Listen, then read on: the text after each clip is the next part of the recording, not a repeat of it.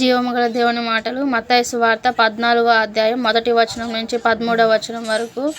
ఆ సమయమందు చతుర్థాధిపతి అయిన హేరోదు యేసును గూర్చిన సమాచారం విని, ఇతడు బాప్తిస్మమిచ్చు యోహాను, అతడు మృతులలో నుండి లేచి ఉన్నాడు, అందువలననే అద్భుతములు అతని యందు క్రియారూపకములగుచున్నవని తన సేవకులతో చెప్పెను.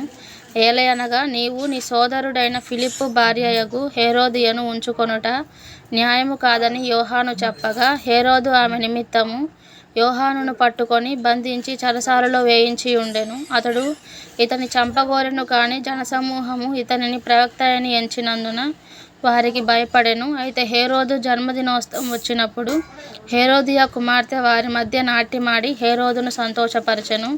కనుక ఆమె ఏమి అడిగినను ఇచ్చేదనని అతడు ప్రమాణపూర్వకముగా వాగ్దానం చేసెను. అప్పుడు ఆమె తన తల్లి చేత ప్రేరేపింపబడినదై బాప్తిస్మమిచ్చు యోహాను తలను ఇక్కడ పళ్ళెంలో పెట్టి నాకిప్పించుమని అడిగెను. రాజు దుఃఖపడినను తాను చేసిన ప్రమాణం నిమిత్తమును తనతో కూడా భోజనమునకు కూర్చున్న వారి నిమిత్తమును ఈయన ఆజ్ఞాపించి బంట్రౌతును పంపి చెరసాలలో యోహాను తల కొట్టించెను.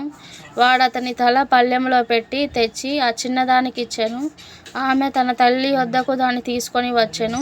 అంతటా యోహాను శిష్యులు వచ్చి శవమును ఎత్తుకొని పోయి పాతిపెట్టి యేసు నొద్దకు వచ్చి తెలియజేసిరి.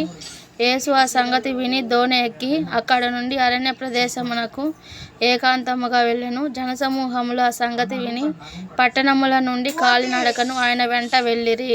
ఆమేన్.